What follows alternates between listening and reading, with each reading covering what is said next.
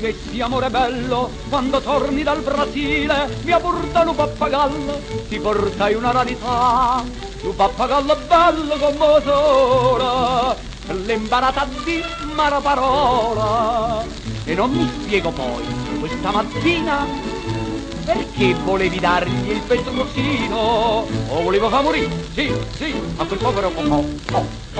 Perché sai che quello parla, mi rapporta ciò che sente.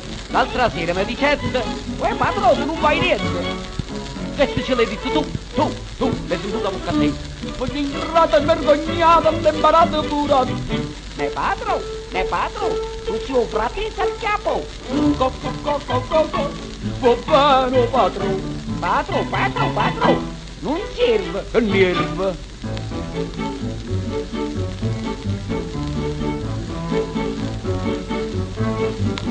Mi scrivesti vita mia, sto facendo casa e chiesa, sto pigliando sull'archivio senza te non posso sta. Forse ti chiedo un bacio, un dolce ampletto, invece di dirmi sì rispondo yes. Io pappagallo che mi dava il lei, ma pigliazzi che poi mi dice ok. Ma cos'è che sto parlando, eh? Nata lingua sai fa, già. Tu mi fai la madonnella, ma Cocò poi ti sbrevogna. L'altra sera mi dicette, Don Nico, tu tieni la rogna. Questo ce l'hai detto tu, la sento da bocca a te.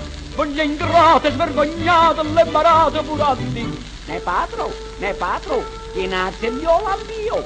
Go. Va bene, patro. In la molla non fatti il collo.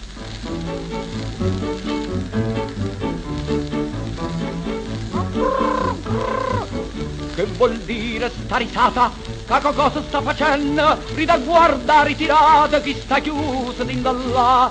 Non me niente più, leva tananza, là dentro tu ci tieni il tuo bel ganzo. Perciò Cocò diceva con sollazzo, la tagliano soldati e tutto razzo. Ne tenevi chiusa a tre, sì, un macello voglio fare, già. Noi portare caramelle, pastarello, bommolone. E che fanno stati 4 lire in 2 spivone. Ah, non ne posso proprio più. E non ridere, Cocò. Voglio ingrata, svergognata, ma che cosa mi sta a fa? Don Nico, tu ci piecureino. Go. Va bene, padro. Ti ho rede curtito.